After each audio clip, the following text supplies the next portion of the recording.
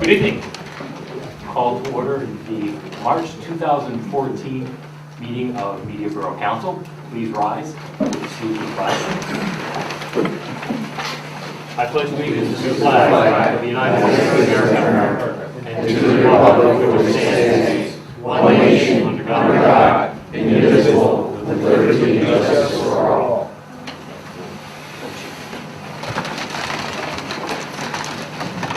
Thank you. We have a full house tonight. I promise you that we will do our best to move things along. Before we move things along, we have got a couple of housekeeping matters we need to attend to. We have approval of minutes, and we have two sets of minutes. We have a set of minutes from our last workshop meeting, which was in February of this past February. Do I hear a motion to approve the February 6, 2014 workshop meeting minutes? Mr. President, make a motion we approve the minutes of the Media Borough workshop meeting dated February 6, 2014 as submitted. Is there a second? Second. Any discussion on the motion? I will call the question. All those in favor of approving the February 6, 2014 workshop meeting minutes of the Media Borough Council, please say aye. Yes. Aye. Those opposed, please say nay. The motion passes. All right. Do I hear a motion to approve the council meeting minutes of February 20th, 2014? Mr. President, make a motion to approve the Media Borough Council meetings dated February 20, 2014 as submitted. Is there a second? Second. Any comment? Hearing none. All those in favor of approving the council meeting minutes for the February 2014 legislative session, please say aye. Yes. Aye. Those opposed, please say nay. The motion passes. All right, we now move to public comment and privilege of the floor. I think at this point we will turn things over to our Chief of Police, Marty Sinch. Let me make a close statement. I just want to say that tonight the second most important thing to both the chief and myself is that St. Joe's is up 5 at halftime. The most important thing has nothing to do with I'm late. I had to get that line in. And the most important thing to us both is that tonight is awards night for the police department. So with that, Chief, I'm going to join you. Paul, you coming up? Yeah, Paul. Paul, you'd like to have you come up and start the awards. So. I apologize, I didn't know I had the power to keep the council waiting. Actually, St. Joe's is up at halftime, it's not why I'm late. Officer McCormick is a St. Joe Hawk. We know that most politicians went to Villanova. That's okay. You know. The Irish kids can't pay tuition. Everybody thinks I'm Polish. It's actually Austrian. I'm 3/4 Irish. But I'll try to keep it short since I kept you waiting, and I apologize for that. It's beyond my control.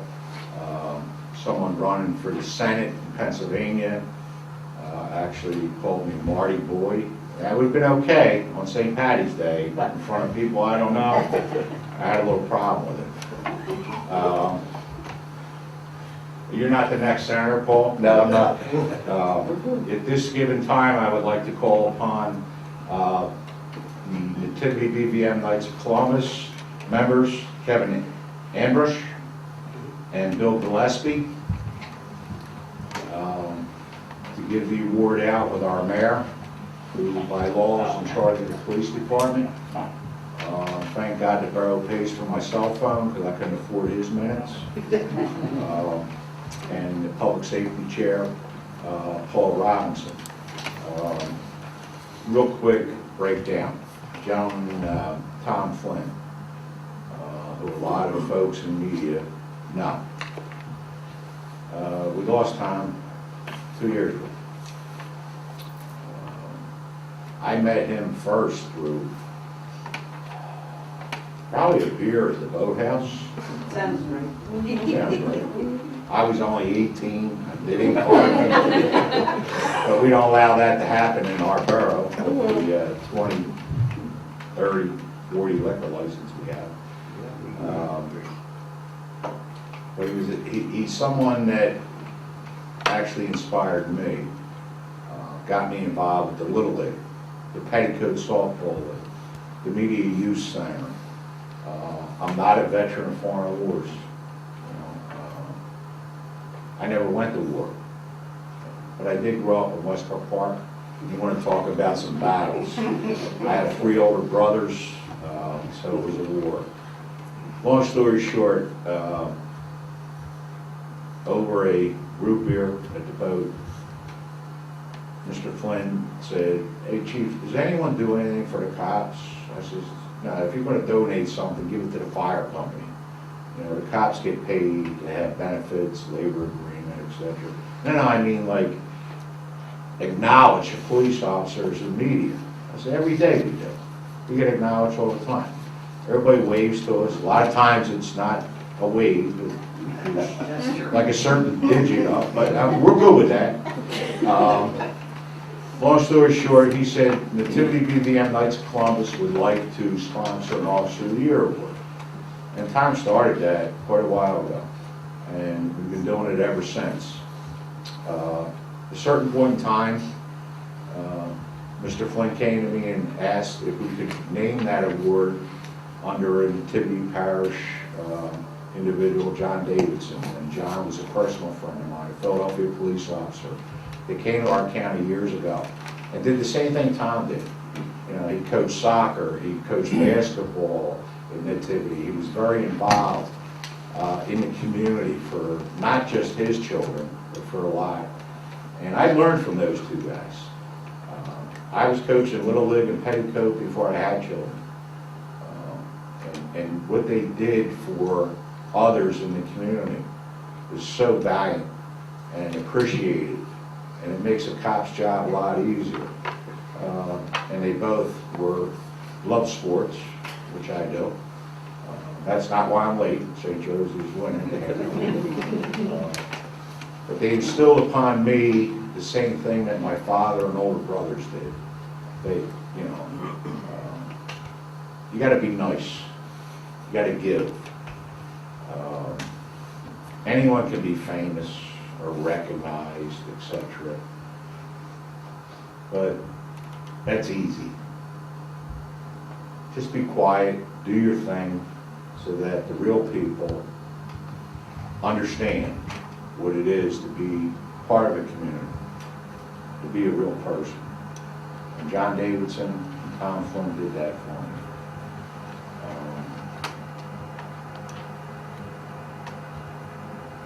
Nancy Davidson, as soon as she heard that we lost Tom, called me up right away and said that we need to name this award after him. We started it. I was all for it. Miss him dramatically, as I know the family does.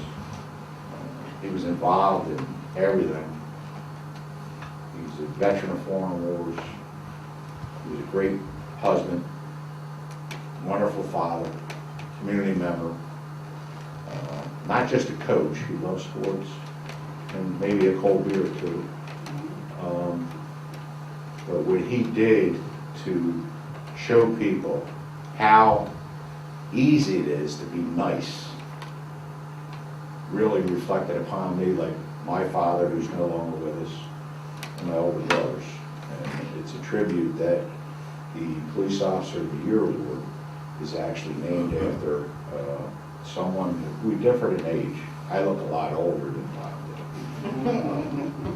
did. I have bad paper route. Take a look around the room.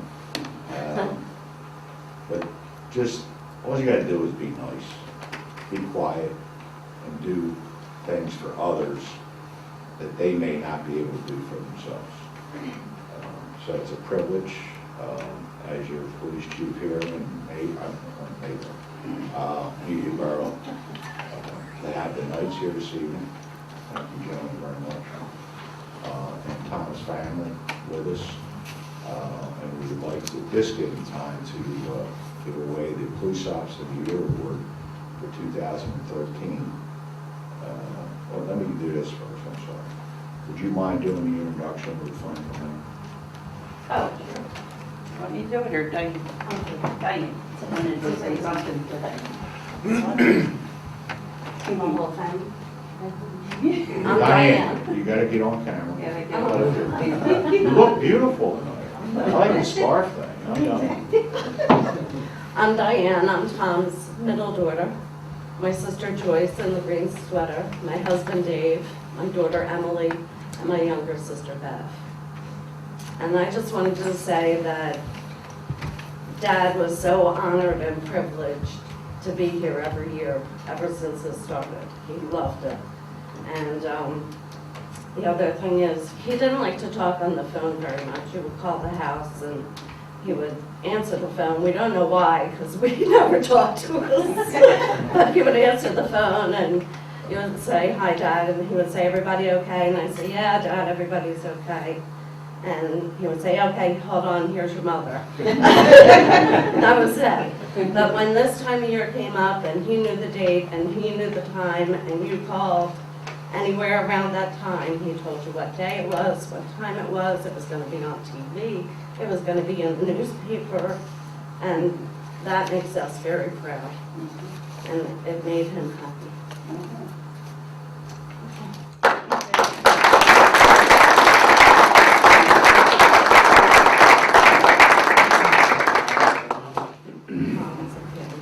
Come here. This was meant for Mrs. Flynn. She's not feeling very well tonight. Early today, I got a phone call from Diane. Mom gets confused once in a while. She told us to be there. So, you get my message? Yeah. I says, "No, you kids are confused. Mom's got it right. Mom's got it right. Mom Be there." didn't have it right. But I'm then the chief, I just said that. Diane, you gotta listen. you've got to listen to the voicemail you left me. I saved it. No, wait, you said, yeah, be there at 6:45. Where is it? You all when you All counsel. right, hey, come here. Listen, she ain't getting no flowers Here, I'll take the flowers for tomorrow. Mom. Thank you. It's been a bad day. And St. Joe's is winning. That's There right. you I'm a hawk. Listen, the UConn's real deep on where we got a second half. That's why I'm not gonna, like, put my usual comedy show on. Okay. Thank you very much. The mayor's in a big rush, but real quick before Yeah. we get on to the recipient, Mr. Mayor, and council, if you don't mind, I'd like to introduce the individuals that are here to pay respects to our police department. Lieutenant Rick Johnson, Sergeant Montgomery from Nether Province, Smitty, Nether Province cop who just had cake in my office today because he got a shift change. Everybody's hometown's Pop, Officer Steve Longbottom, the handsome kid, Danny DeVito, Franny Bruder, Sergeant Matt Egan, Sergeant Keith Prorock, the ugly guy, won last year's award, Officer Eric Gavin, and from Nether Providence with the hoodie on, he's probably looking for a free root beer later, Jimmy Irie.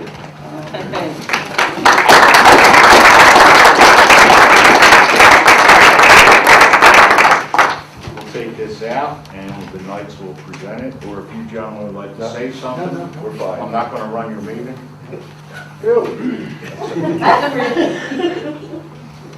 If I wanted to, I could wear that council.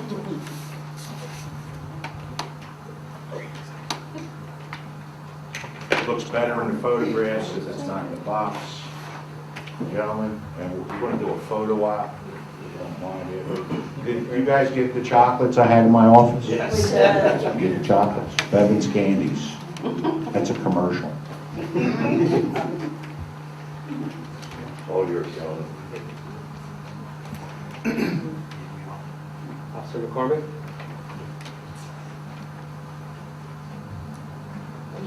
On behalf of the Nativity BBM Knights of Columbus, I congratulate you and thank you for your service. Thank you very much.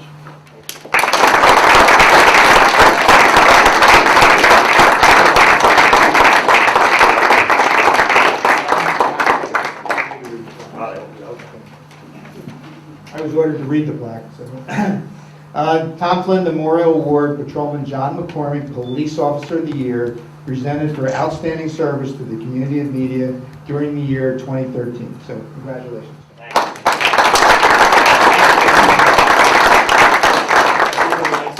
thank you so much for your continued support and honoring us with this every year. We really appreciate it. The Flynn family, thank you so much for being here. Mr. Flynn was just an amazing man. He did so much for the community, and he was a great friend of the police department. He is sorely missed. Thank you so much. For those of you who don't know, this award is voted on by the members of the department, which makes it mean so much more to me. I'm privileged to work with just the greatest group of officers, a phenomenal team with the best coach. What else can I say? And lastly, thank you to my family for their continued support and understanding for missed or partially missed Christmases, Thanksgiving, being late for baseball games, and when Daddy has to leave real quick to go to those call-outs. Thank you so much, and I love you. Go Hawks!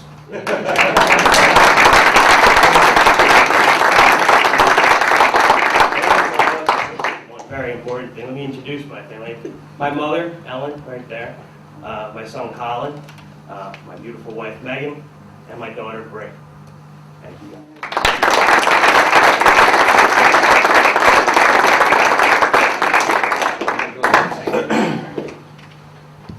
Colin, you're next. Red, I know you. Want to talk about that? No more than I know you will. All right. Thank you, everybody. Thank you. Thank you. At this time, Mr. President, we'd like to take a brief recess, if you don't mind. Anyone that wants to come out to the lobby and get a photograph with the officer of the year, it would be very much appreciated.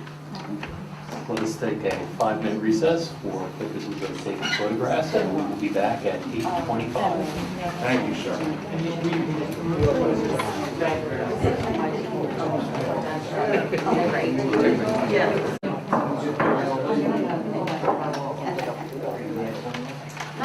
Good evening, we're back. We just took a brief photo opportunity moment to congratulate Officer John McCormick for being named Media Police Officer of the Year. Congratulations to him and to his family. We're now going to move to something different, but no less important. We have Bob Lynn present. Bob Lynn is an architect, and he has been retained by the board of the immediate Upper Providence Free Library, and in order to design a new library building. And he is good enough to be here today in order to show us the fruits of his labor. We'll have some discussion about this later on this evening. Tonight we'll have, as a recurring theme, the library. Mr. Lynn. Thank you. You hear me okay? Fantastic. About once or twice a year, I really get excited about a project. This is one of those, obviously. With me tonight as well, I have the president of the library board, Marisa Kenny. She and her board have just worked absolutely in a tireless fashion for months and months and months to create where we are. And it's a really good group of people to work with. So it's been a real pleasure.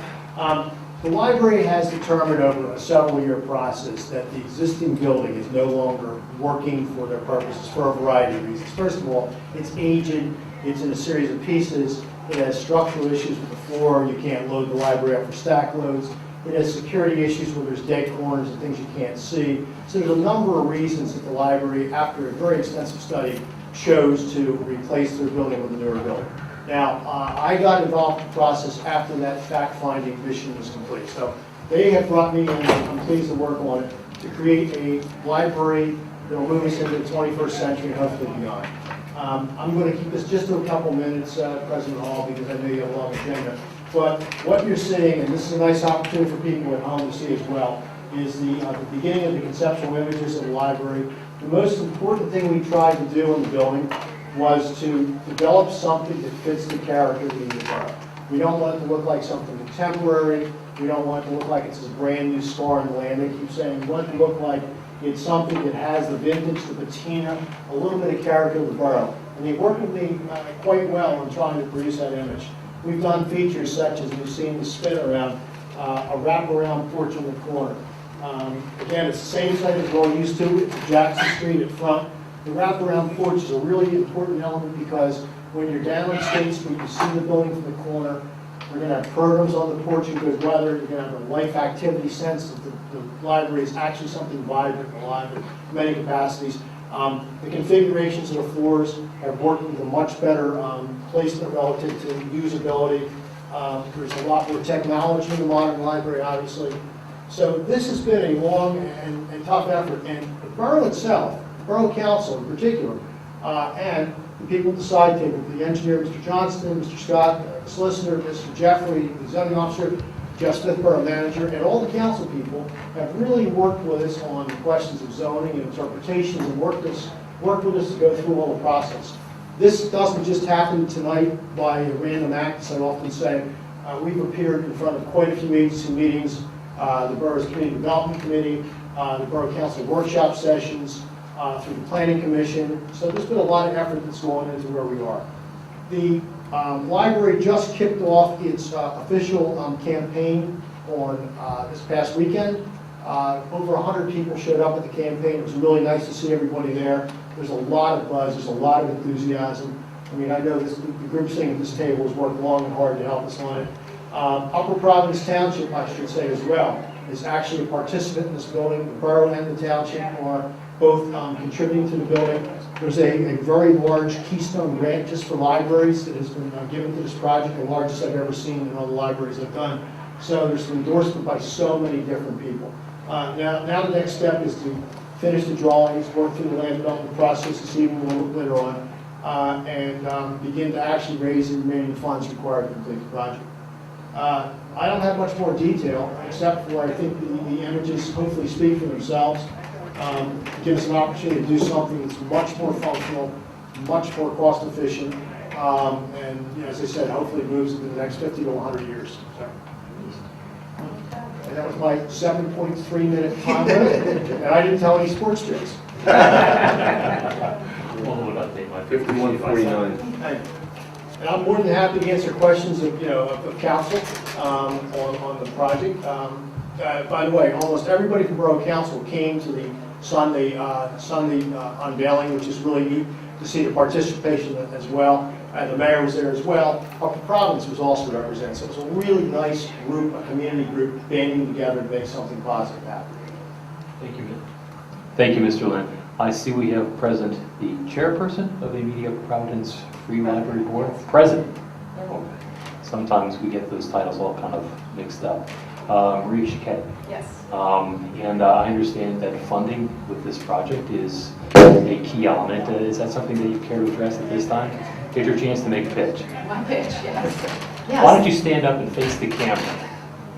Make your pitch to the public. Thank you, thank you. Yes, we did kick off our campaign to the community on Sunday. However, we've been at this, as you know, for over 2 years.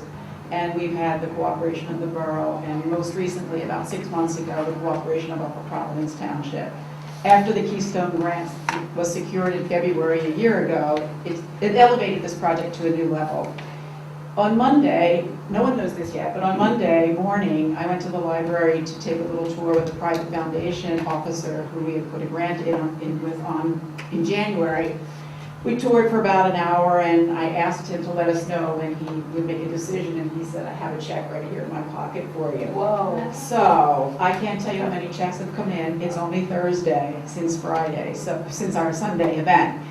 What that check meant, although it wasn't as large as maybe we wanted it to be or the application was, it represented now that we have municipal funding, state funding, and a private foundation endorsement, not to mention over 130 individuals in the community have contributed. So we have about $1.2 million secured and committed to the project. We plan to spend about $3 million. I'd like it to be less. I'm not sure. We'll know officially when we go to bid. Hopefully the bidding process will be underway before the fall of 2014. Bob tells me, Maria, I'm not going to hold you up. It's going to be the money. So that's where we are. We need to raise the rest of the money. We have more grant opportunities. We're all a volunteer board, so it takes time to write the grants. Capital grants are difficult to get, but we have a great, great project and a team of 10 board members. We appointed an advisory council. We have 10 individuals in the community with expertise around building, civil engineers, builders, attorneys, and the staff of the library. We're tirelessly promote the images, to promote what we're trying to do. So hopefully within the next year, we'll have a library begun in the community. Excellent. Thank you, Marie. And thank you, Bob. Yeah. Can I tag on 30 seconds? 30 seconds. Thank you, that's it. Yeah, and I said this to a lot of people recently. People always say, why do you want to be an architect? Because it's a really great job. It really is. There's moments we all have we don't love, of course, like any profession. But I always say because, and I said this to Marie, and she even wrote it down, that 50 years after I'm gone, what I produce is actually going to be out there still. I mean, there's very few times you can say that in a profession. So I said it's really neat to say that what 2-3 generations down, they go, Bob was involved in that, or my great-grandfather or something. So to the community, I say, you have an equal opportunity to be an architect today. You can say, I was part of something larger than me, and my great-grandchildren are going to go, well, my mom and dad were involved in that because they wrote the check that helped it happen. So that's my opportunity to share it in the building. Thanks. Thank you, Mr. Lynn. Yeah, Brian, could I ask Bob a question?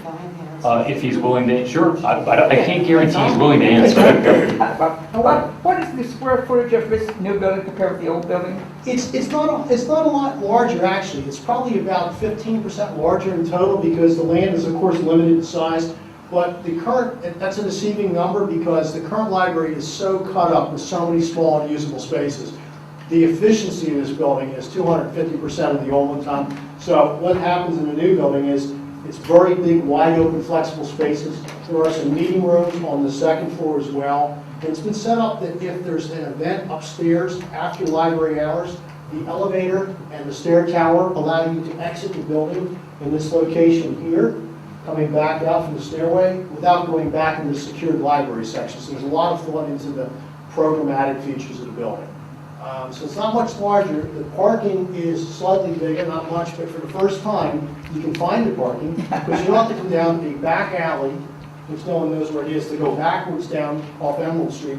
It's actually been redesigned by pushing the building more into the front streetscape, that you can come in off the front street and actually enter the parking field and then park and then exit through the Emerald Street alley, so it makes more sense. One more question, Bob. Is there anything below the building, any storage area? Great question. We are proposing the building currently as a 2-story building with an optional basement. We're hoping the basement exists because you can only build it once, you can't build it again. We have either a partial or a full basement. The opportunity to have daylight windows on the lower side because the ground falls away is there. But quite frankly, it's going to be a function of dollars.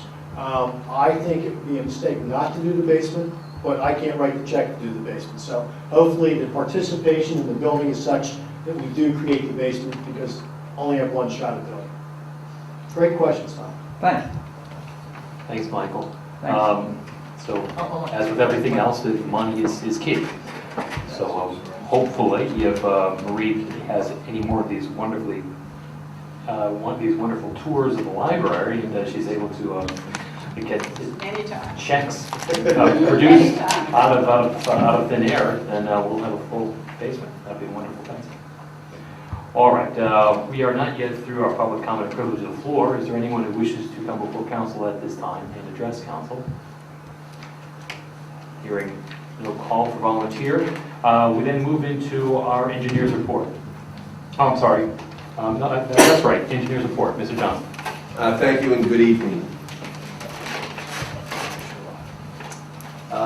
Engineer's report for February 2014. I passed out a possible sketch for 8th and Olive storm improvements, which we will go through at the end of the month at Public Works. We have prepared a draft road list for 2014 for resurfacing. We are scheduled to meet with the roadmaster next week to review the roads and to choose which roads to place in the bid. Not a lot. As you just heard with the media library, we did plan reviews and worked hand in hand with Lynn Architects to produce a final land development letter, which will be discussed a little later tonight. And we also did reviews on 426 South Avenue. Capital projects, Olive Street parking garage. It is out to bid. We've issued 2 addendums. One was from the pre-bid meeting we held at the parking garage with, I don't know, there was 15, 20 contractors. And the second one was some minor items in the bid specifications. It just wanted some clarification from emails that we received from the contractors. So how we do the notification is through pen bid. Whoever is registered for pen bid gets the addendum, so we just press one button and all the people get it. Hoopin Park, we've been working with the borough on for some final plans. And something that came up last week was a sinkhole in Borough Field, which we are working and obtaining 3 price quotes from 3 contractors to do a temporary and a permanent repair. Why I say temporary, the school district is very anxious to get back, or actually to get onto that field to use for their activities for the school district. So we're looking at 2 potential ways to address that sinkhole. Any questions? Are there any questions for the borough engineer? Yeah, Bob, just, I mean, I know you probably have a target date, best case. For the activities to continue? Yes, as soon as possible is what I did tell the manager or the contact person from the Rose Tree Media School District. That's why we're looking at a temporary repair. That would be sooner to get in. We believe if it's a permanent repair, it's not the repair that takes time. It would be the restoration of the field surface in the outfield due to the equipment and things like that. Yeah. They need grass, so we're taking that under consideration right now. And again, it's our point to try to get them out as soon as possible and get that field back. Safety is the ultimate thing when it comes to Correct. any sport. And, you know, I had connections with Pencrest, so they told me, I used to coach drill softball there, and then they fired me after 5 years.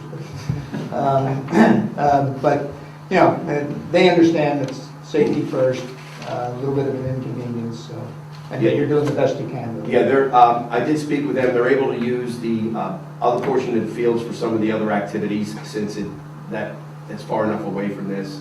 I do know they barricaded the area, so that will help. But again, it's our intent to get that field open as soon as possible for the students. Yeah, they understand. Yeah. Any other questions for the engineer? Hearing none, we'll move on to the solicitor's report.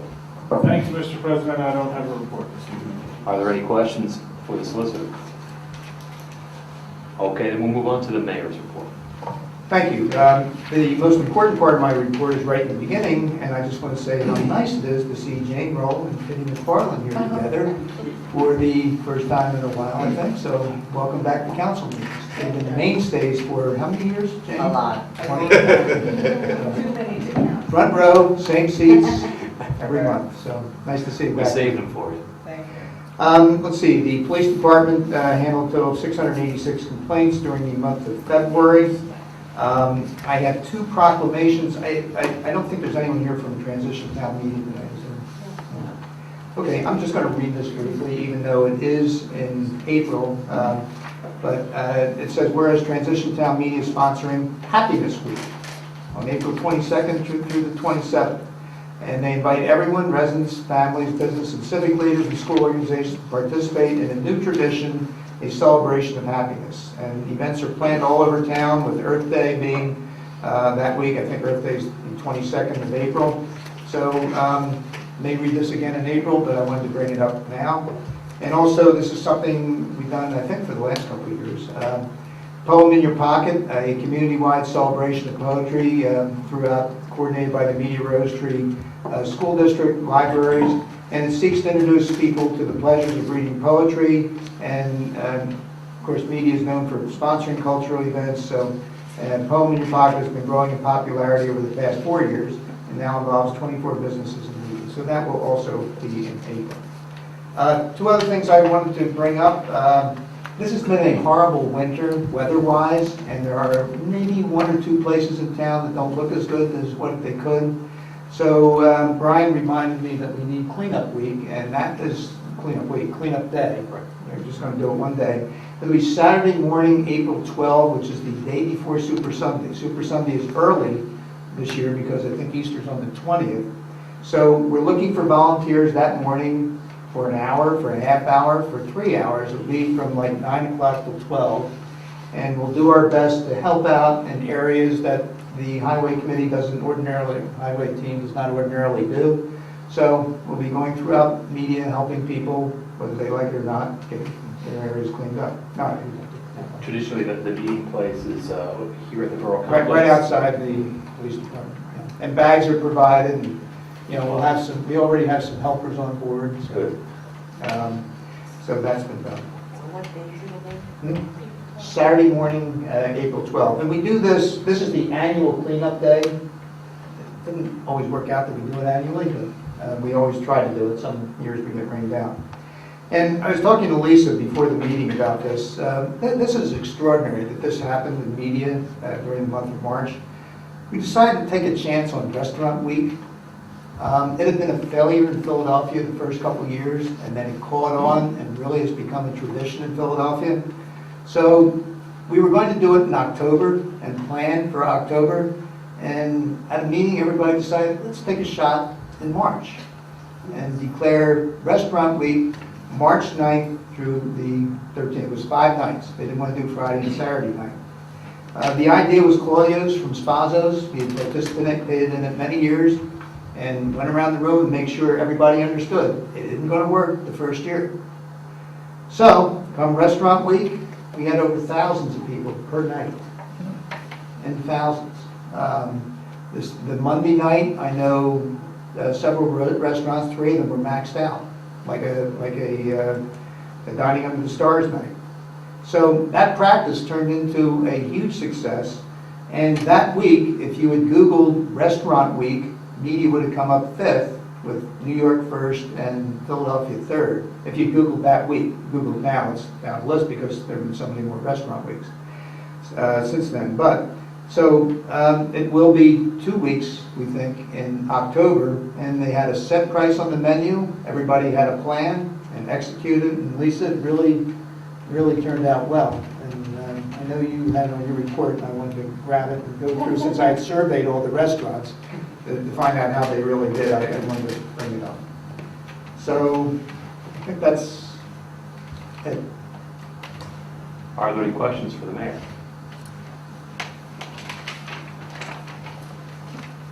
All right, hearing none, we'll move on into the council committee report.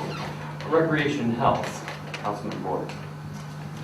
All right, first item is to authorize the borough manager to advertise for bids for the enhancement at Hoopin Park. I understand there's a grant, and right now they're just kind of putting out some feelers to see if there's anybody that is interested in improving the park. So that's Second motion? There's been a motion that has been seconded. Is there any discussion on the motion? If there is not, I will call the motion. All those who favor authorizing the advertising of bids for the enhancements at Hoopin Park, please say aye. Yes. Aye. Those opposed, please say nay. The motion passes.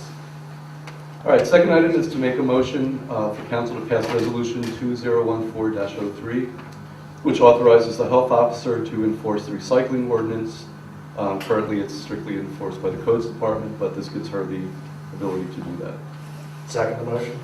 Been a motion that has been seconded. Is there any discussion on the motion? Hearing none. Those who favor on approving resolution 2014-03, authorizing the health officer to enforce our recycling ordinance, please say aye. Aye. Yes. Aye. Those opposed, please say nay. The motion passes. Next item from the rec board. I'd like to make a motion for council to pass resolution 2014-04 to authorize the rec board to dispose of skateboard ramps. They're going to sell them to an individual who's interested, and that way they'll be gone. We don't have them. We need them, so we'd like to pass that resolution. All right. Second motion? There's been a motion made. It's been seconded. Is there any discussion on the motion? There is not. I'm sure that it'd be missed by Mr. Smith and all the other skateboarders in the Borough complex. So there's been a motion made that we adopt resolution 2014-04. This is to permit the recreation board to dispose of skateboard ramps. All those in favor, please say aye. Yes. Aye. Those opposed, please say nay. The motion passes. I will add that these skateboard ramps haven't been used in A long years. time. Years. Bought them when I was on the rec commission when my son was a skateboarder, and that was when he was a little skateboarder, so. That was a big skateboard. Now he's a big skateboarder. And those skateboard rents are basically big dust collectors at this time. They've been languishing in the shed for a long time, so it's nice to go to a good home. Perfect. Just for a point of clarification, the Resolution 2014-03, this is authorizing health enforcement officer, to enforce the recycling ordinance. That's for commercial establishments. Yes. That's for folks out there who think that we're sending them a health officer out to snoop around your containers. That's not the case. The idea here is that we have a health officer who oftentimes is within establishments, and she, in this case, will have often has the opportunity to check to see whether or not our recycling ordinance is being followed. So this gives us another opportunity, another pair of eyes to make sure that our recycling ordinance is being followed in the commercial areas of town. That's correct. And then the final item is to make a motion to appoint Ms. Ellen Wilson-Dilks to the Rec Board. She's going to fill in my colleague Lisa's unexpired term on the Rec Board, which expires on December 31st of 2014. Is there a second on the motion? Second. We have 3 seconds. Well then, any discussion on the motion? I think we've all reviewed her CV, and it's quite impressive. All those who favor appointment of Ellen Wilson-Dilks to the Recreation Board to fill the unexpired term ending on December 31, 2014, please say aye. Aye. Those opposed, please say nay. The motion passes unanimously. And that concludes my report. Are there any questions for Councilman Boyer? Hearing none, we'll move on to the HARB, Historic and Media Business Authority, Councilwoman Lisa Johnson. Thank you. First thing I'd like to do is talk about the HARB, or the Historic Architectural Review Board, their guidelines. It's been a 2-year project that they've worked very diligently on, and it's all but done. They need our approval, and they're going to print the final document when they get the approval. But they substituted pictures and made some changes that we requested, and are excited to get it out to the public. It's a great set of guidelines to help everyone, not just people that have officially historic buildings, but unofficially historic buildings and not even historic. It's a great guideline. So I'd like to make a motion to approve the HARB Board Design Guidelines. Is there a second on the motion? There is. Is there any discussion on the motion? As Lisa said, I mean, these guidelines, even though it references historical, media has just a lot of old houses. Yeah. And for people who have the old houses, it's a good guide. So if you're looking at redoing windows or redoing a porch or adding some gingerbread, it'll just be a good resource for the residents of the borough. And, you know, my hat's off to the HARB board, because they did a lot of work and it looks very, very good. So I appreciate their time and effort. Great. I'll pass it along. Any other comments or questions? I will add that it's extremely user-friendly. I was quite impressed. I think that anyone who reads this will be able to flow through it, and it's not only informative, but it's also very readable. Right. So congratulations to them. All right, so we have a motion to approve the Historic Architectural Review Board Design Guidelines as submitted, and I'll call the question. All those in favor, please say aye. Yes? Aye. Those opposed, please say nay. The motion passes unanimously. And I assume, Mr. Smith, that these will be posted on the Borough website? Absolutely. Excellent. Thank you. That's hard work. They're thinking about their next project now. So this has been 2 years in the running, taken a lot of time. But they're excited to get the word out, talk about HARB and what its purpose is, to make the neighborhoods more aware of which are the historic districts and the buildings inside these historic districts. So you'll see more about HARB in the coming weeks and months. The next thing I'd like to talk about is the Media Historical Society. I attended their first meeting, my first meeting of the Media Historical Society. Very lively bunch, very fun. And they're focusing on working on the plan for the Christmas tour in December. I don't recall the date. It's the second Saturday, Second Saturday. Of in December. December. Okay, thanks. And, so the planning's out, so if you know of someone that has a very interesting house, it doesn't necessarily have to be an old house, but it's something that of interest that people might enjoy seeing, or you have one yourself, contact the Media Historical Society, or you can contact me and I can get you to the right person. The third topic is I attended the monthly Media Business Authority board meeting a week or two ago, and as Bob, the mayor, had said, that the restaurant week was a huge success. Everyone was pleasantly surprised, and we'll do that again. So that was one thing we wanted to make sure people knew and to get them to participate next time. They're also ready to have the Roots Ramble in April. Pre-sales are started and are trending well. Also, they started a new committee called the Bankers Committee. We have a lot of banks in media, over 20 banks, I understand, in media. And they're creating a Bankers Committee, and what they want to do is institute a facade improvement loan. This is for the businesses in our business district to give them discounted loans to help work on the facades of their businesses. They also are collecting merchant surveys.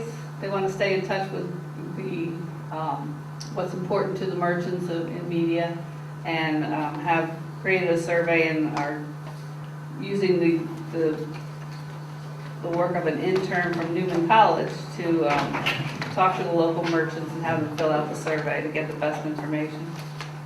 So we'll have more about that next month. And I think that's it for the MBA. And I have nothing else to report. Thank you. Anyone have any questions for Councilwoman Lisa Johnson? Several years ago, they did the bank low-interest loans for the facade improvements, and it was a strong success, and that was, Mr. Mayor, back in the middle 90s. Yeah, that was Robin when she was with. There was a lot of business owners that took advantage of it, and I sure hope that some of the new business owners take advantage. It is a good way that the banks can develop a good relationship with their business people, and some of the properties made major changes that most of us don't recognize anymore because they've been there for so long, but really did spruce up the town. So I really do encourage any of the business owners and property owners to take advantage of this, and truly appreciate the banks that get involved. Yeah. We just need to make, last time it was 5 or 6 banks, maybe this time we can get all 20 banks to get in there, and we can get some really good rates for these business people in the town. I don't know how many exactly attended the meeting, but it was a good turnout. Fantastic. Any other questions? Hearing none, we'll then move along through our agenda. We have Properties, Public Safety, Public Works, and Civil Service. Vice President Robinson. Good evening, and first and foremost, happy first day of spring. May not feel like it, but it is. So, and I would need to thank the mass gathering permits, because if it wasn't for that, I don't think I'd have an agenda this evening. So I will start with that. On my mass gathering permits, the first one is a mass gathering permit application from the Media Business Authority for our now famous Dining Under the Stars, which will be starting the Wednesdays starting May through September. Hours are from 5 o'clock to 11 o'clock in the evening. Orange, I should look here, I guess we're smarter. Mainly State Street from Jackson up to past where the trolley station is. And with that, I would make a motion that we approve the mass gathering permit for the Dining Under the Stars for 2014. Is there a second on the motion? Second. There is. Any discussion on the motion? I'll call the question. All those in favor of approving the mass gathering permit of the Media Business Authority for this year's Dining Under the Stars under the terms as discussed by Vice President Robinson, please say aye. Yes. Aye. Those opposed, please say nay. The motion passes. Next on the list is our 14th annual Blues Stroll. The only really closure is Veterans Square, and that will be on Saturday, June 14th. And you said you're already getting people interested in buying tickets? Oh, I'm sorry, the Roots. Roots Ramble, Blue Street, they start playing together sometimes. Once again, so I'll make a motion that we approve the 14th Annual State Street Blues Stroll, June 14th. Event start time 7 p.m., breakdown and end as 1:30, and once again, it is really just closure of the Veterans Square area. I see here that they're looking to have over 20 acts in the restaurants and cafes and retail locations within the borough. That's in form of a motion. Is there a second? There is a second. Any discussion on the motion? Hearing no call for discussion. I'll call the question. All those who favor approving the mass gathering permit application for the Media Business Authority's 14th Annual State Street Blues Stroll, with details set forth by Vice President Robinson, please say aye. Yes. Aye. Those opposed, please say nay. The motion passes. And next on the list is the mass gathering permit, once again for the Media Business Authority for the 7th Annual Downtown Media Car Show for Sunday, July 13th. Rain date would be the following Sunday, I'm assuming July 20th. The event would be 10 a.m. to 4 p.m. Breakdown would be completed by 5 o'clock. State Street from Monroe to Orange, Veterans Street, Baker to Front Street from Orange to Olive, Olive Street from Jasper to Baker, anticipating over 240 antique cars with 10 different vendors, and that is in a form of a motion, Mr. President. Is there a second on the motion? Second. There is. Any discussion on the motion? Hearing none, I'll call the question. All those in favor of approving the mass gathering permit application of Media Business Authority for the 7th Annual Downtown Media Car Show, and the term set forth by Vice President Robinson, please say aye. Aye. Yes. Aye. Those opposed, please say nay. The motion passes. Next on the agenda is something that seems kind of strange because it's only March, but we're talking about authorizing the closure of the borough offices on December 26th, which is a Friday, the day after Christmas.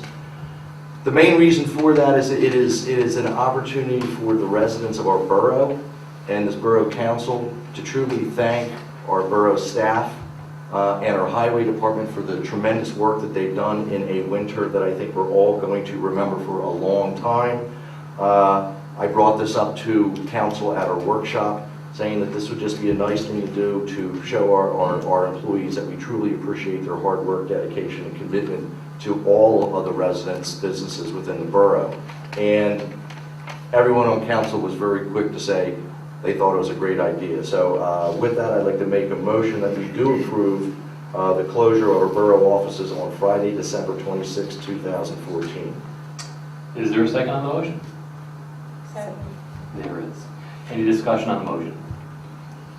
Councilman Robinson forgot to mention also that if we didn't do this, they'd skin us alive. Justified.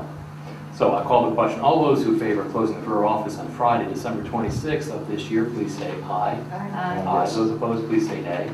The motion passes. And last on the agenda is referencing Resolution 2014-05. I will not read the entire thing, but bottom line here is a resolution where we are going to be working with the county through the county liquid fuel tax to obtain an additional $2,500 for the use of pothole repairs from this great winter that we've had. So I'd make a motion that we approve make a motion to approve at Resolution 2014-05 for the application for county aid in the amount of $2,500. There's a motion made. Is there a second? There is. Is there any discussion on the motion? Hearing none, I'll call the question. All those in favor of approving Resolution 2014-05, which is application for county aid in the amount of $2,500 for pothole repairs, please say aye. Aye. Yes. Aye. Those opposed, please say nay.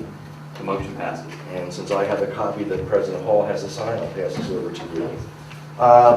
One other that is not on the agenda, but it was brought up in our engineers portion this evening with regards to Borough Park and the sinkhole. We are still in the process of trying to determine if a short-term fix or a complete fix is appropriate. But in order to expedite this, I would ask that we make a motion to approve an expenditure not to exceed $15,000, which would encompass the cost for the short-term fix and the long-term fix, and let this be determined at the Properties Committee and Public Safety Committee meeting at the latter part of the month. This will allow our borough manager, our borough engineer, our borough solicitor to get the wheels of motion moving on this. The most important thing, at least in my opinion, I know within the mayor's opinion, I'm sure all council, we want to get this open so that the softball field can be used, and also that we have a place for everyone to play and use the Borough field.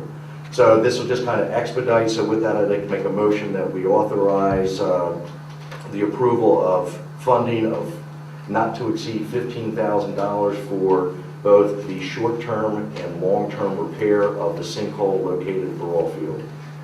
Is there a second on the motion? Second. There is a second on the motion. Any questions on the motion? I have a question. What, Mr. Johnson, what does a short-term fix look like as opposed to permanent? The permanent fix we're considering is replacing the entire manhole structure, which is stone. The base inside the structure is gone. The top slab has deteriorated. There's leaking through the stone walls. We would like to take that out and put a precast concrete structure as a permanent fix. In order to, again, get that, what I mentioned earlier, as our sense is we'll do some compaction of the grass areas. They can be filled real easy and seeded, and you get grass growing, but it may be till, let's say, May. And that would be, I think, a lot of grief that the borough would be gotten from people who want to use the field. Short-term fix would come in. We can do some temporary patchings inside the manhole. Let us get us through the spring, summer, into the fall, where then we can do a permanent repair. And Amy, if there is any way that we can skip the short term and do the long term while still making sure that the kids are on the field, we'll do that. So that's why we wanted to have the flexibility with regards to this motion. Paul, how was the $15,000 not to exceed amount determined? That was determined on the back of a napkin this evening between the engineer and the borough manager. We've received some quotes from some contractors. I don't want to disclose that at this time because we haven't received them all. And based on what we've received, we've added the two together to come up with that number. And when I have them all, I will forward them to Mr. Smith, and we can go through it with the roadmaster, myself, Public Works. If that helps answer your question. And that this will be discussed at Public Safety and Property, and then brought back to all the council in April. So, one last thing that's not on my agenda, which, and many of the residents, go ahead. Oh, I'm sorry, I thought we did, I apologize. So can we read the motion again before the... Well, the motion's been made. I don't believe it has been seconded yet. It was seconded. But We haven't yet we voted on it. haven't voted on it, and that's because that's why I'm asking, can we read it again so I can remember what it is? I'll try my best. Okay. The motion is to authorize the borough engineer, borough manager, and solicitor, along with public safety and properties, to look at the either temporary and permanent fixture of the sinkhole at Borough Field with a price not to succeed for the short term and the long term combined of $15,000. And so when you say look at, you mean? We need to take a look. If we can do it, the permanent fix right now, we will look at that. If we feel that we can't and would hinder the use of the field, then we'll do a short-term fix and then do the permanent fix later on this summer after the main use of the field. As I understand it, whether it's a short-term or a long-term fix, what we're doing here tonight is authorizing the potential expenditure of up to $15,000. It might be less. It might be more. We don't know. All we know is that there was some arithmetic done on the back of what I assume was just a napkin, not a cocktail napkin. But it was. I said napkin. It was a careful, conservative estimate. Yes, it was conservative. Originally, we thought that the permanent fix would be under 15,000. And again, during the week after speaking with representatives of the Rose Tree Media School District, Public Works, so forth, we wanted to take another look at what we could do for a temporary, again, in essence, and to get the field open again. All right, are there any other questions or any other calls for discussion? I know I'm out of order, but I'm old. There's an exception that we all know as a rule and exception. If there's no trash collection the day after Christmas, what happens with the people in the Eastern District who have trash collection on Thursday? Be picked up on the following Tuesday. Tuesday? Tuesday. No, Sunday. Or Sunday. The following Monday. No, our trash Monday, I'm collection sorry. is Monday and Thursday, and recycling is Thursday. Recycling, I assume, would still be done on Friday because they're an independent contractor. They're not borough employees. The recyclers are an independent contractor, not employees of the borough. Yeah, I know that. So the recycling will be picked up. So, yes, in this one situation, and we have done this in the past, where you would have your trash picked up that following Tuesday, so you just have to keep your trash. You may be Tuesday. Monday, I apologize. Tell them. I apologize, it'll be picked up on Monday, and I'm in Eastern too, so you can, I always forget to put my trash in, so. Okay, Did you finish that motion? No, we haven't, but the motion has been made, has been seconded, and I will call the question. All those who Oh, favor, I'm sorry, I thought all those who favor authorizing up to $15,000 for either the short-term or long-term repair of the sinkhhole on Borough Field, which is where second baseman plays right now. Please say aye. Yes. Aye. Those opposed, please say nay. The motion passes. That was a long one, Mr. President. It was. That was. It's the journey that counts. Absolutely. And last on my list, and many of the residents that live in the area did receive communications, but for those that did not, our water tanks will be painted this summer.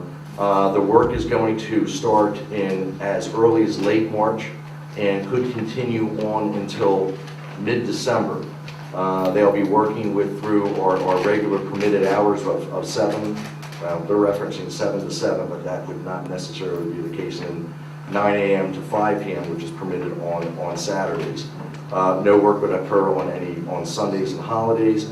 I guess the one good thing here, the next time it'll have to be done will be approximately 30 years from now. So this is just something, there will be definitely noise. There's no way that you can stop sandblasting a tank of that size without some noise.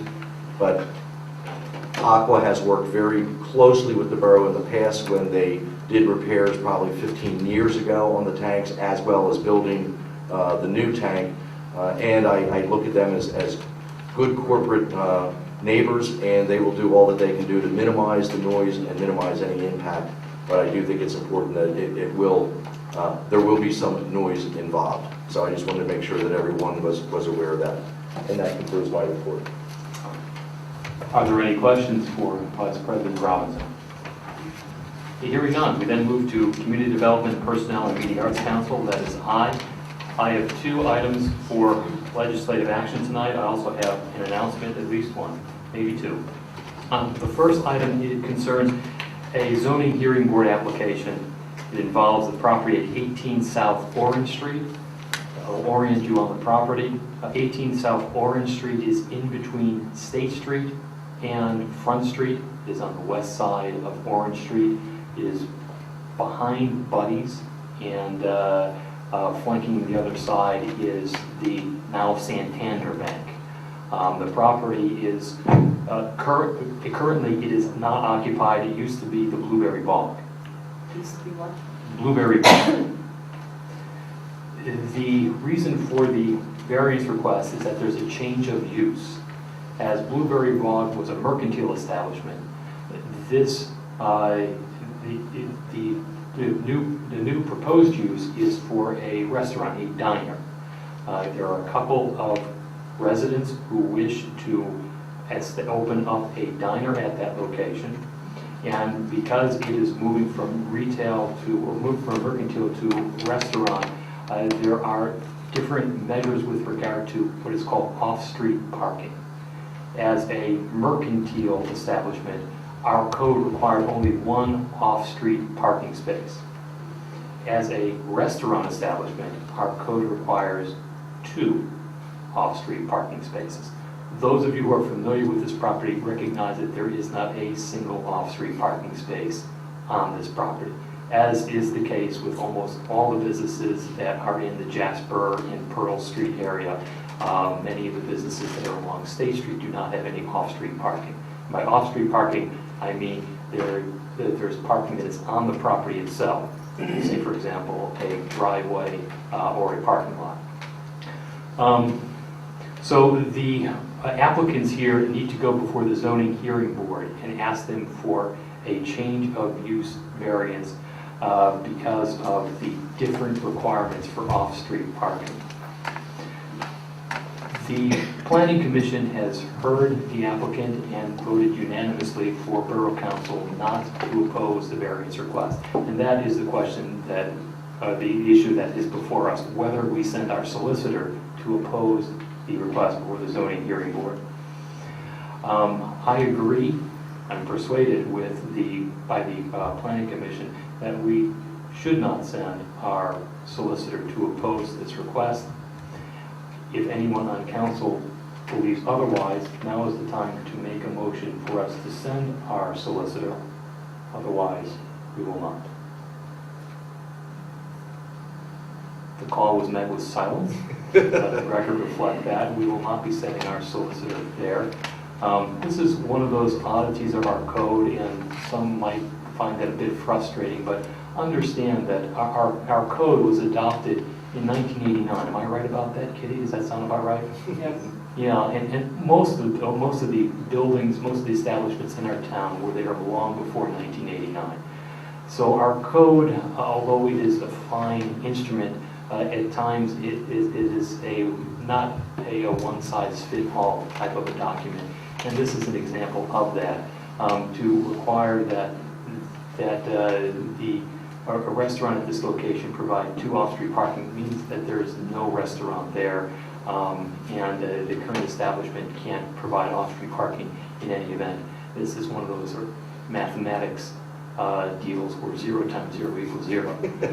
So that's the first item. The second item does require action. It is the preliminary final land development application of the immediate Upper Providence Free Library.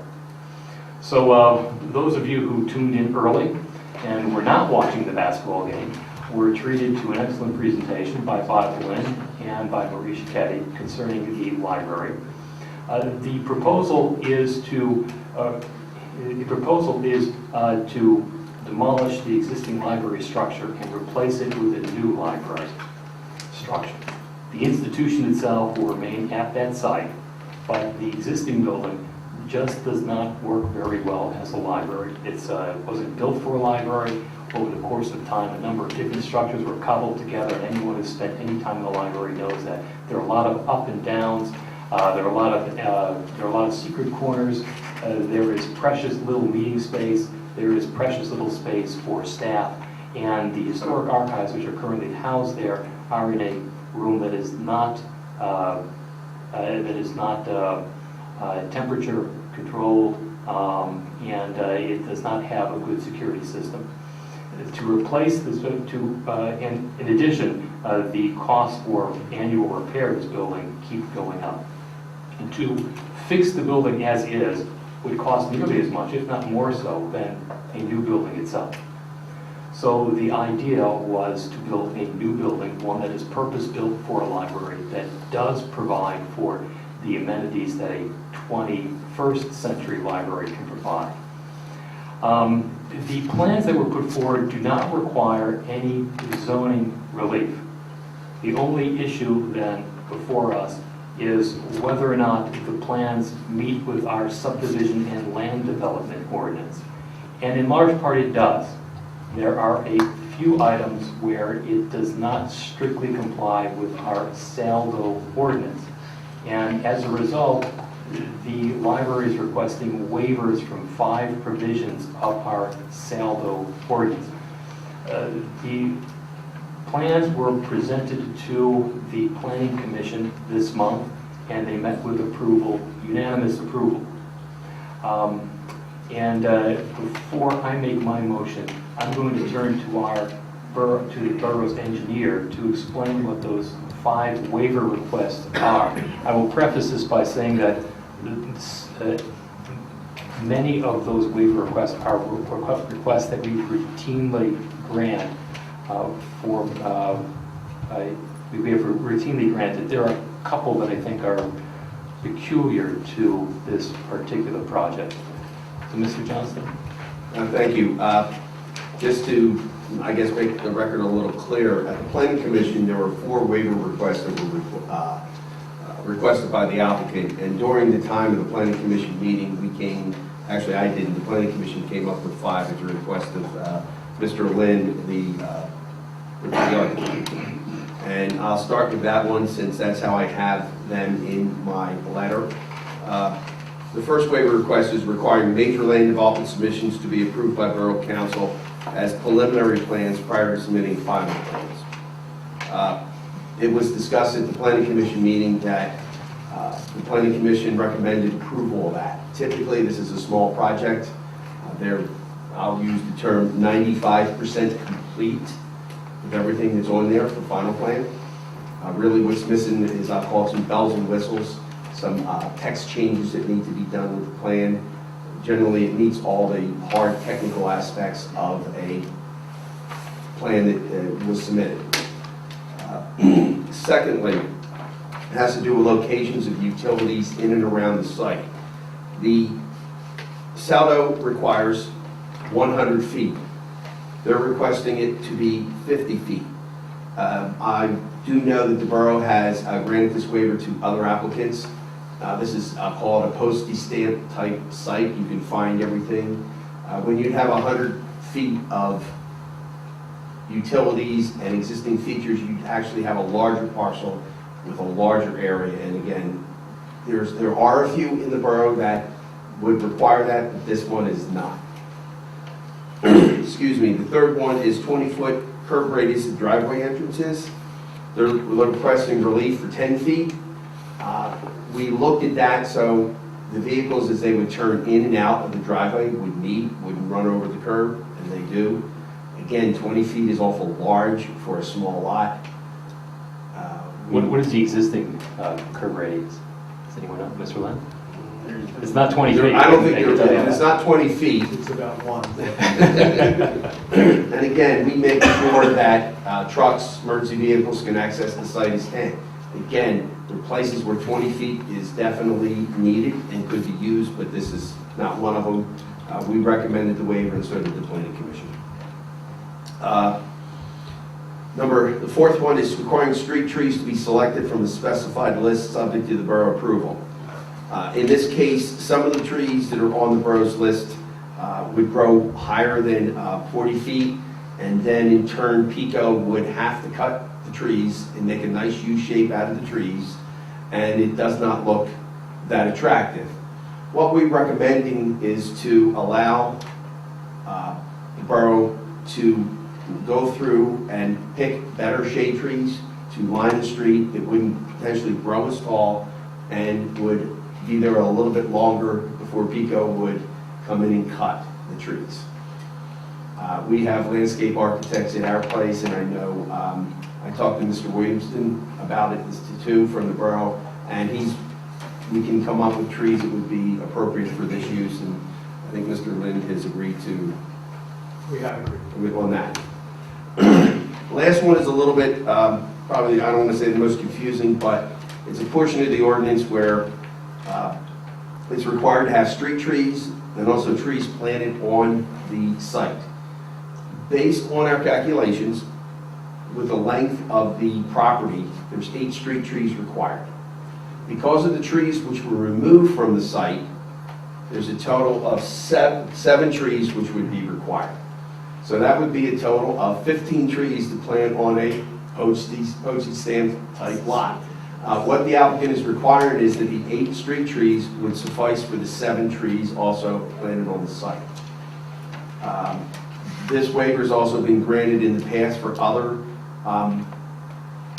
applications because some trees which are larger than, I need to check through, I believe it's 8 inches. By the time you add up, I believe one site needed something like 40 or 50 trees. By the time we did a nice, I didn't say nice, but the architect did a nice landscape plan, I think we ended up with about 20 trees. It's an overabundance of trees. And this was another waiver request that the planning commission recommended, and so did the borough engineer, Gilmore and Associates. So. Thank you, Mr. Johnston. Any questions before I move on? It was kind of quick on. There's more? No. I mean, any questions from council on any explanation and come back. I do not know. Does anyone have any questions for Mr. Johnson at this time? We've had the opportunity to talk to you about this at a workshop. Yes, sir. All right then, I will call the question. All those who favor approval of the preliminary final land development application for the Media Upper Providence Free Library and granting of the 5 waivers subject to satisfaction of the borough engineers. Letter dated March 20th, 2014. Correct. Which would include the comments that Mr. Johnson made here with regard to documentation, approval of the types of trees. I make that in the form of a motion. Is there a second to the motion? Second. The motion has been made and been seconded. I think I'm going to try to repeat that. I am not. There is a motion on the table to approve preliminary final land development application with, yes, Mr. Johnson. I just wanted everybody also to understand that before this plan gets recorded, the applicant is required to complete any of the open items and issues here, which are minor, before the plan gets recorded. And that's part of our recommendation at the end of the letter. And I will amend my motion in order to incorporate that comment. Do you amend your second? Second. There we go. Okay.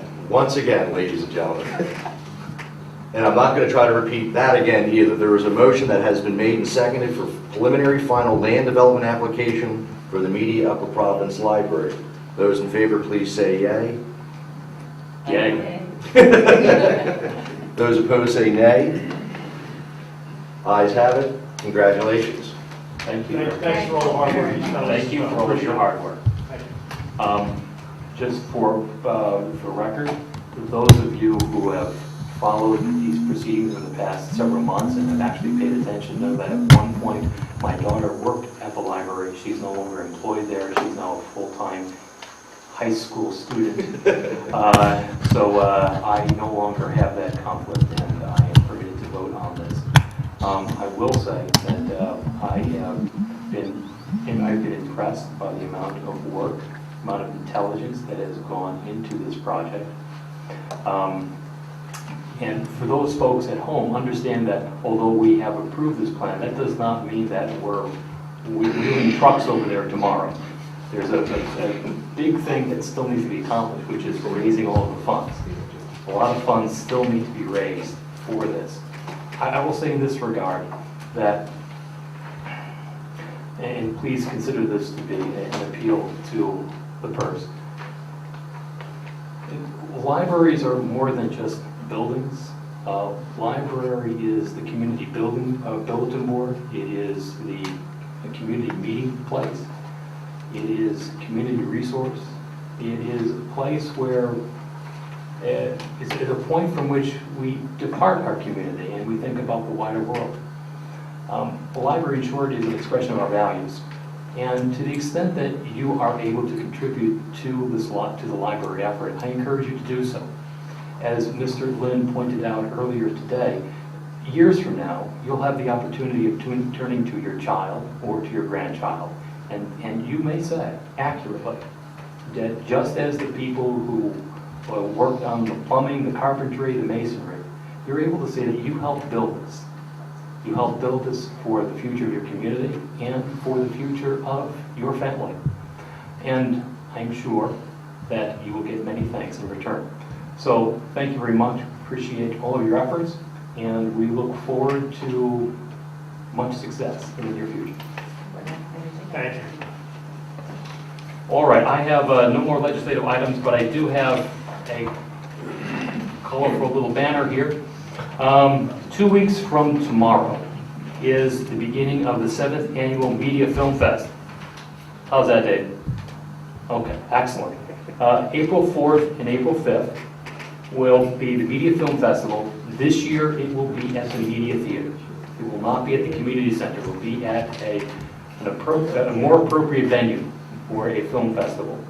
There are 2 shows each night. On Friday night, the 4th, there will be a 7 o'clock showing, and at 10:30 p.m., there will be a Friday horror show, which could be a lot of fun. It could be a lot of interest. And then the following day, there is a matinee showing at 3 p.m., and there's a showing at 7 p.m. So 2 weekends from now, please come out to the Media Film Festival. You may purchase tickets through the Media Arts Council website. That is mediaartscouncil.org, and you'll see that all the information is there. Please come out. It should be a wonderful time. One other item, and this is more informational than anything else. Those of you who have followed know that this council has spent quite a bit of time and quite a bit of energy over the past couple of years concerning the 3rd Street Dam. The 3rd Street Dam issue is back before the Delaware County Court of Common Pleas, and there is scheduled a meeting for next week among the lawyers. I do not know what's going to come of that meeting, but I expect that I'll have something more to report on that next month. All right, that concludes my report. Any questions? Hearing none. Let's move on to Finance, Technology, Library, and Environmental. Usually, this report is given by Councilman Davidson. Councilman Davidson is under the weather, and he is not here today as a result of that. But Councilwoman Dixon, understanding that no good deed goes unpunished, raised her hand when I asked for some assistance. And so here is your comeuppance. Councilwoman Dixon. Yes, and I'm covering this with the information provided. Okay. Now, anyhow, the payment of bills for February. Finance Committee reports checks drawn on the central disbursement account during the month of February 2014 for the following funds. General Fund, $3,273.81. The Recreation Fund, $3,321.84. Capital Fund, $19,764.71. A total of $325,260.36. The Finance Committee recommends that all bills be paid when properly approved for all funds. I move to approve the bills for February as submitted. Second? There is a motion that has been seconded. Any discussion on the motion? Hearing none. All those in favor of paying the bills for February 2014 as outlined by Councilwoman Dixon, please say aye. Aye. Yes. Aye. Those opposed, please say nay. Motion passes. The lights stay on. Okay, so the request to waive filing and review fees for the Media Upper Providence Library project. As you've heard earlier tonight, the Media Upper Providence Free Library is proposing to build a new library building on the site of the existing library. As with almost everything in life, there are fees. The library has requested that we waive 2 fees. The fee to file the construction plan and 2, the fee for borough review of the plans. The filing fee for this project is $500. The review fee is $10,000. The review fee actually is money paid into an escrow account that we draw against in order to reimburse our solicitor and our engineer for their time. We return any unused amount to the escrow fee at the end of the project. I move that we waive the $500 filing fee and that we waive for the present time the $10,000 review fee. We will hold off until later to decide whether or not to seek payment of the review fees. Second. It's an awful lot easier to say second than it is to make the motion, but we have a motion that has been seconded. Any discussion on the motion? There is no discussion, no call for discussion on the motion. So I'll call the question. All those in favor of waiving the filing fee for the library project, the filing fee of $500, and at least for the present time, the review fee of $10,000, please say aye. Yes. Aye. Those opposed, please say nay. The motion passes. So just for some clarification, the $500 fee, you don't have to pay. I'm trusting Marie Cicchetti here, who's the woman who counts the beans for the library. The $10,000, that's typically an escrow amount that is paid into the borough and is drawn down as the plans are reviewed. At the present time, we're not asking the $10,000 be paid. At some later point, we will reassess, and it might be the case that we will waive it. It might be the case that we request some or all of it. But at the present time, you don't need to set aside that money. You can keep that into the thermometer bulb for the funds that you're collecting. All right. I think we're now on to item number 3. Item 3, yes. Ratify EAC submission of grant application to Chester Ridley Crum Watershed Association. We'll talk to Jeff Smith. If we do not have the opportunity, okay, I talked to Jeff earlier, and he will explain the motion before I make it. Sure. The EAC had requested that the borough submit a grant essentially for some signage outside. There's, as a follow-up to the rain gardens that were planted, they wanted to apply for a grant to put up some signs. So there is no outlay of an expenditure to the borough other than some time for the highway department to put the signs in. The timing of it didn't allow it to come before you tonight, so it was presented at the workshop meeting. Council, the sense of council was taken, so we submitted it. So tonight, council is requested to ratify your decision to authorize a submission of the grant.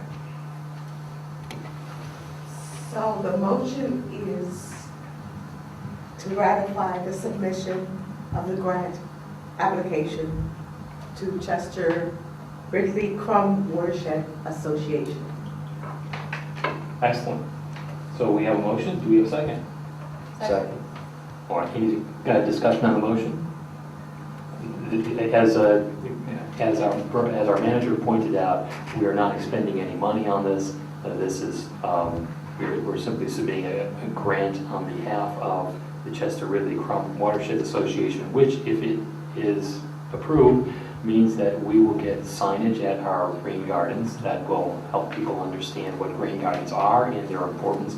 And we get that for the price of free, which is a good price. It is.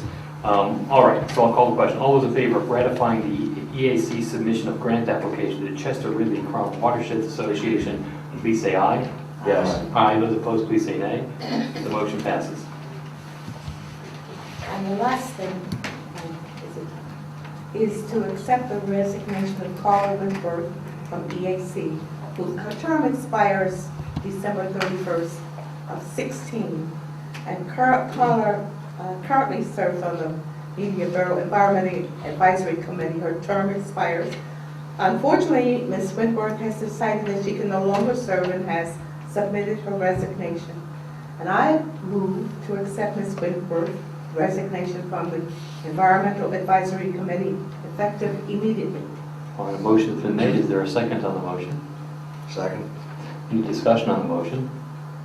Hearing none, I'll call the question. All those who favor accepting the resignation of Carla Wentworth from the Media Environmental Advisory Committee, the term expires at the end of this year, at the end of 2016, December 31st, 2016. Please say aye. Yes. Aye. Those opposed, please say nay. The motion passes unanimously. So we have this position that's available, and if anyone is interested to serve on the EAC, please submit a letter of interest to Jeff Smith or to the borough, who's the borough manager. All right, anything else on the agenda? There is not. Any questions for Councilwoman Dixon, at least with regard to the agenda items that are under Mr. Davidson's portion of the agenda? Hearing none, one question, one thing, observation. I know, Sarah, that you were there this past Sunday for the unveiling of the library design. And your comments on the design? It was such a wonderful turnout, and everybody seemed to be very, very, very positive. That was good. And I was very happy to be there, be part of the excitement. Yes. All right. We'll then move on to Councilwoman Amy Johnson, Farmers Market, Fair Trade, and Shade Tree. Thank you. The Farmers Market Committee continues to work really hard getting ready for opening day, which is Thursday, May 8th. The market will be open from 3 to 7, and then every Thursday until November 13th. It's a really hard-working group, really dynamic. They're really excited about its 5th year, so they have a lot of things planned for the 5-year celebration, with at least 2 fun events each month throughout the entire season, including a kickoff, which will have Mayor McMahon, did you know this, McMahon, that you'll be planting, doing a honorary planting? Did you know that? You did. That's what. Mayor McMahon's going to be doing an honorary planting. There'll be all kinds of kids' activities. 320 Market and Desert Rose will be serving food. There'll be live music. There'll be a keg of root beer, and it's going to be a lot of fun. It's going to be a big celebration to thank the community for its support. And then throughout the rest of the season, activities such as cooking demos, there'll be book signings, there'll be a tomato fest, watermelon seed spitting contest. I will see you there, Paul. I know you'll be there for that. And then one of my favorites is a pizza bake-off, which will involve our local pizzerias that'll be baking pizzas with Farmers Market ingredients. So there'll be judges there to judge the pizzas. So definitely mark your calendars for every Thursday, because it's definitely going to be a party every Thursday at the market. Nothing to report for Shade Tree. Shade Tree was canceled last month, so I'll look forward to findings at this month. And as far as fair trade, I'm excited to report that both Media Elementary and Media Providence Friends are now fair trade schools. Very exciting. Also, the Media Rotary is the first fair trade Rotary of the country. So the Rotary is also having a pancake breakfast also on cleanup day, which is Saturday 12th. So do your cleanup, head over to Rotary, have some pancakes Help made. them clean up? Yeah, help them clean up. The event, that pancake breakfast is 8 to 1:30, and it'll include fair trade items such as coffee, fair trade bananas, fair trade chocolate chips in your pancakes, and fair trade sugar. So you can pay for tickets at the door. The breakfast will be actually at the Media Elementary cafeteria.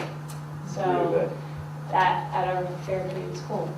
The other thing to report is April 5th, there's a Mid-Atlantic Regional Fair Trade Conference, which will be local this year in Philadelphia at the Friends Center. Registration is free, but it's limited. So sign up today if you want to go. It's targeting fair trade schools, towns, universities from all over the U.S. With media being there as the trailblazer. I've been told that at these types of events and conferences that media is the celebrity because we are the first fair trade town in the U.S. So exciting stuff. And then also fair trade, there is a fair trade Make It Fair project where it's actually a music video and songs. So people from all over the world are kind of singing about the fair trade story. So this song is going to be released April 1st. You can get the lyrics and the information if you want to be a part of this music video. It'll be on the fair trade website, which is kind of exciting. And one thing I learned today, I actually went on Fair Trade's site to read a little bit, and since Media became the first fair trade town in the U.S., which was in 2006, I want council to guess, how many towns since then have followed suit? A lot. Yeah, this is like, let's make a deal, Yeah. the high-low game. Well, so towns, because keep in mind, there's some municipalities Yes, that so claim this it's the is just first fair town. trade city or the first fair trade suburb, I'm sure. Yeah. So towns, so we were first, so how many other towns want to be just like Media? We'll go from right to left on that. Okay, 100. 125. Mr. Mayor? 126. Sarah? 30. Mr. President? 127. Sarah, we are 32. Which I think is still impressive. Maybe we'll get to 150 one day, but. So kudos to Media for being the first fair trade town. And that concludes my report. Thank you. Any Well, what's questions? the closest to us? Closest to Joe? That's a good question. I didn't even try to get Okay, let's get down the road.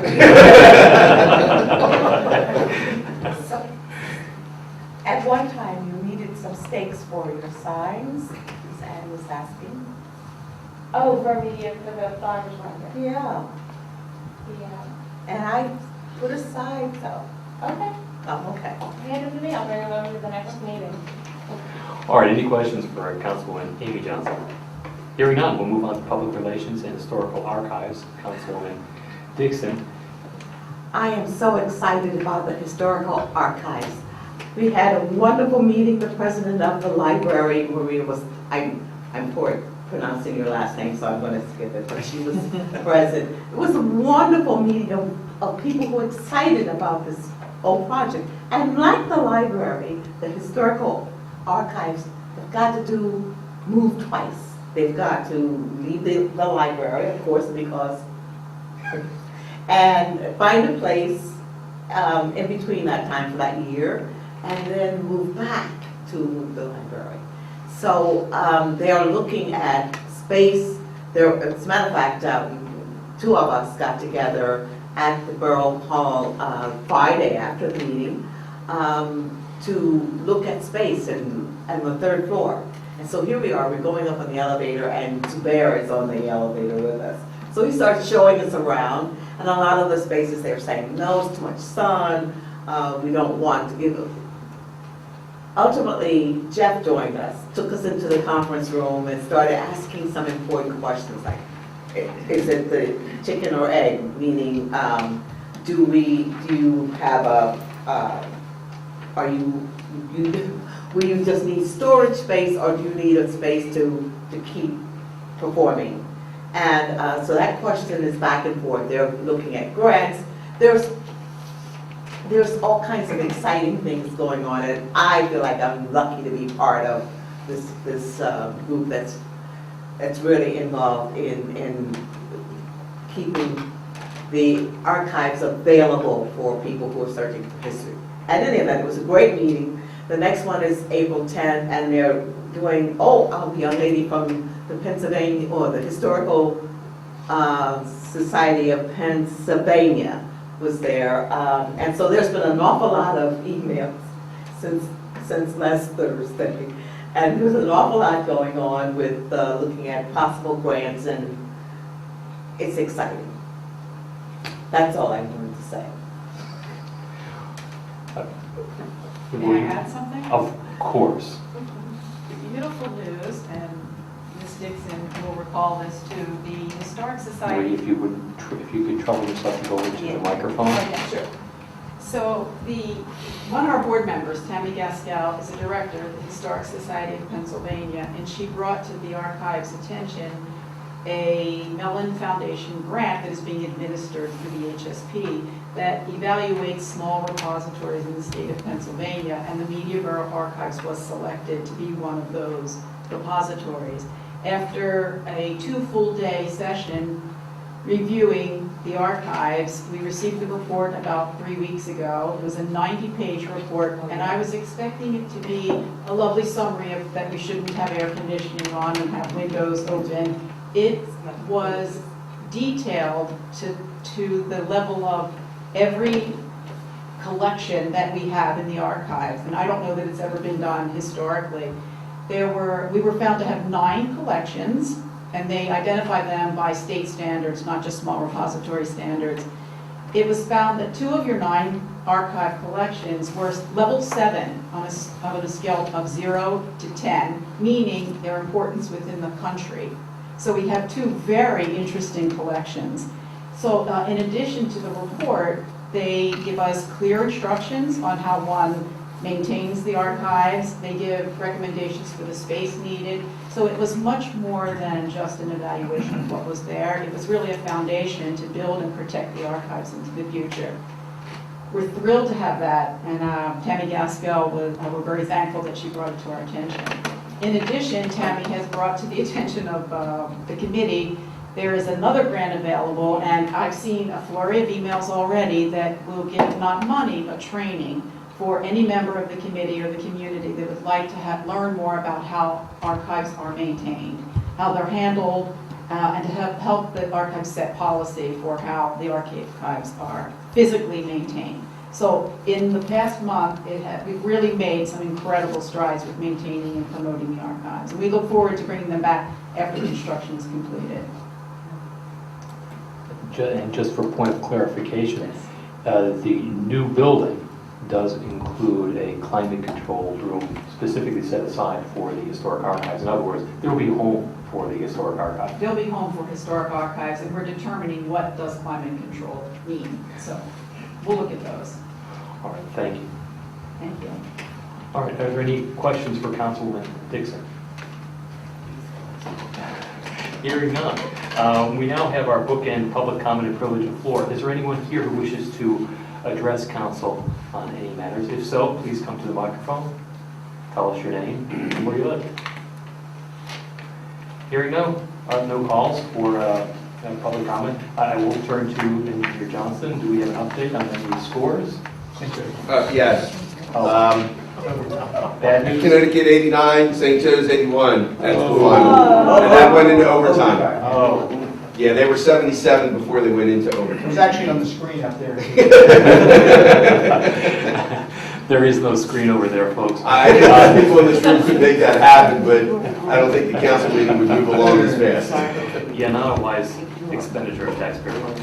All right, then. I will then entertain a motion for adjournment. Motion to adjourn. We are adjourned. Thank you and good night. Hey, Bob, come on. Wow. Hey, hey.